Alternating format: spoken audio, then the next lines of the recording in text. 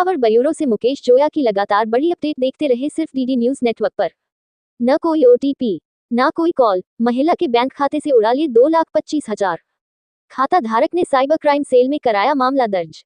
Makrana, Borawar. Technology के इस दौर में जरा सी चूक से बदलते दौर के साथ आपकी मेहनत की कमाई चंद सेकंड में गायब हो सकती है। साइबर अपराधी भी नई नई तरकीब अपनाकर लोगों को अपने जाल में फंसाकर रुपयों की ठगी करने में जुटे हुए हैं। ऐसा ही मामला शुक्रवार को यूको बैंक मकराना के खाता धारक संजू रानोलिया पत्नी सतवीर रानोलिया का सामने आया है, जहां महिला के बैंक अकाउंट से 2 दिन में 3 बार में 2,25,000 रुपए निकाल लिए गए। फ्रॉड होने की आशंका पर पीड़ित महिला ने ऑनलाइन साइबर क्राइम सेल में मामला दर्ज करवाया है। स्थानीय पुलिस को भी इसकी शिकायत पेश की है।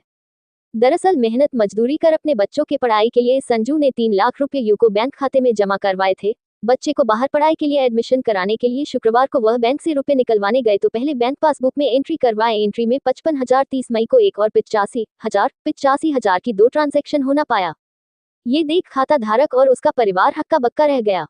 उन्होंने तो कोई ट्रांजैक्शन किया ही नहीं तो ये कैसे हो गए। इसकी लिखित जानकारी खाता धारक ने बैंक मैनेजर को देकर बताया कि उनके खाते से रुपयों की अवैध निकासी कर ली और उन्हें इसकी भनक तक नहीं लगी। बैंक से भी कोई नोटिफिकेशन मैसेज नहीं मिला, नहीं हमारे फोन पर कोई ओटीपी आए। साइबर ठगी की शिकार हुई पीड़ित महिला संजू कुमारी ने बताया कि बैंक खाते की पासबुक अपडेट कराने के दौरान साइबर अपराधियों के द्वारा उनके खाता से अवैध रूप से निकासी करने की जानकारी मिली। इसके बाद उन्होंने इसकी शिकायत बैंक प्रबंधक से भी की। पीड़िता ने बैंक मैनेजर को बताया कि उनके बैंक अकाउंट से रुपयों की अवैध निकासी से संबंधित उनके मोबाइल पर किसी प्रकार का कोई ओटीपी और मैसेज भी नहीं आया। उन्हें अवैध निकासी की जानकारी घटना के तुरंत बाद नहीं बल्कि रेगुलर पासबुक अपडेट कराने पर मिली। महिला की रिपोर्ट पर साइबर सेल ने कार्यवाही शुरू कर दी है। साइबर सेल ने फ्रॉड होने की शिकायत ऑनलाइन मकराना थाना को भी प्रेषित की है। पीड़िता का आरोप है कि इस तरह का फ्रॉड बैंक की लापरवाही और किसी न किसी कार्मिक की मिलीभगत से ही संभव है, क्योंकि बैंक से उन्हें ट्रांजैक्शन की नोटिफिकेशन सूचना नहीं मिली। समय पर सूचना मिल जाती तो फ्रॉड की शिकार होने से बच जाते। बैंक प्रबंधक ने बताया कि पीड़िता की शिकायत को बैंक के उच्च अधिकारियों को प्रेषित कर दी गई है। खाता धारक को किसी प्रकार का नुकसान नहीं हो, पुलिस जांच में सहयोग किया जाएगा। बैंक मैनेजर ने साइबर अपराधियों के झांसे में आने से बचाने के लिए लोगों को जागरूक करते हुए कहा कि कभी भी किसी अनजान व्यक्ति को एटीएम कार्ड का सीवीवी नंबर, ओटीपी साझा नहीं करनी चाहिए। किसी भी अनजान संदिग्ध कॉल करने वाले को अपनी पर्सनल जानकारी कभी नहीं साझा करना चाहिए। मोबाइल फोन पर किसी भी संदिग्ध यूआरएल लिंक पर क्लिक करने से बचें और अनजान व्यक्ति की सलाह पर कोई भी मोबाइल एप्लीकेशन अपने फोन में डाउनलोड नहीं करें। और यदि ठगी के शिकार हो जाते हैं तो तुरंत इसकी सूचना अपने बैंक और स्थानीय पुलिस से करें। खाताधारकों को चाहिए कि हमेशा यूको बैंक के लिंक वेब से ही डिजिटल लेन देन करें और फ्रॉड का शिकार होने से बचे।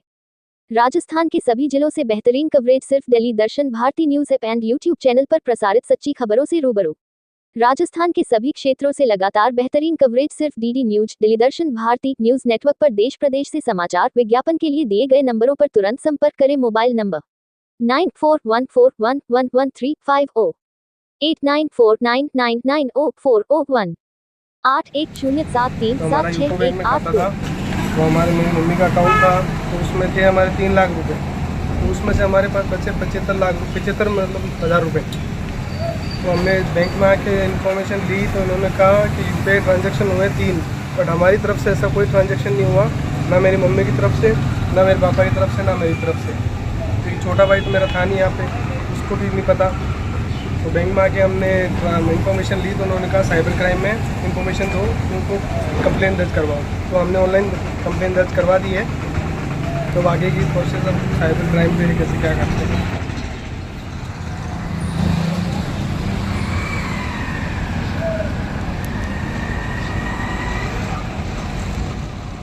मेरे अपने सभी ग्राहकों से निवेदन है कि जो बैंक की एप्लीकेशंस हैं उसी को आप पैसे ट्रांसफ़र करने के लिए यूज़ में लें, किसी थर्ड पार्टी एप्लीकेशन का यूज़ में न लें। उससे फ्रॉड की ज़्यादा चांसेस रहते हैं कि बीच में थर्ड पार्टी एप्लीकेशन की वजह से पैसा मनी लॉन्ड्रिंग में भी यूज़ में लिया जा सकता है।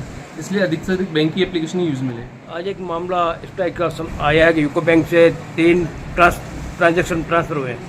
क्या मामला था? बैंक से नहीं, कस्टमर से हुए। कस्टमर के खाते से हुए। यूको बैंक का आपका खाताधारक है और आपके पास शिकायत लेके आएगा साहब हमने तो ये ट्रांसफ़र किया ही नहीं, कैसे हो गया, क्या मामला है पूरा? सबसे पहले तो ये है कि कोई भी आपके पास इस तरह की फ्रॉड की घटनाएं होती हैं उसमें अपने जो सिक्योरिटी पॉइंट्स होते हैं, जैसे एटीएम कार्ड है, एटीएम कार्ड की डिटेल्स शेयर नहीं करनी है, जो आगे के 14 डिजिट लिखे हुए हैं। उसके पीछे जो सीवीवी नंबर होते हैं उसका भी किसी डिजिट से शेयर नहीं करने होते हैं। आपके पास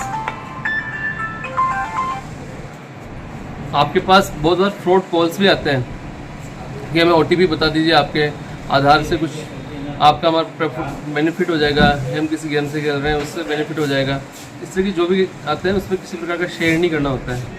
UPI में क्या होता है कि UPI में आपने कुछ ना कुछ शेयर किया होता है तभी जाके ट्रांसफर होता है, कन्फर्मेशन होता है डबल टाइम, तब जाके कंफर्म होता है। कुछ ना कुछ शेयर होता है तभी जाकर पैसा डेबिट होता है, वरना आपका पैसा डेबिट नहीं होगा, किसी भी हालत में नहीं होगा जब तक आपने पिन या कोई इस तरह कुछ नहीं शेयर करोगे तब तक। बाकी इस तरह की घटना में तो ये है कि सबसे पहले जब आपके पास फ्रॉड होते हैं सबसे पहले तो रिपोर्टिंग कर दो आपको नेशनल, और उसकी एक कॉपी बैंक को दे दो, उसको आगे फॉरवर्ड कर देंगे जहाँ से लिंक हो रहा होगा ना इमीडिएटली उसी दिन, ताकि जैसे चेन पकड़ में आ जाएगी, उससे चेन पकड़ में आ जाएगी तो स्टॉप हो जाएगा वहाँ से आपका पैसा, फिर उसको वापस रिवर्स करवाने की कोशिश की।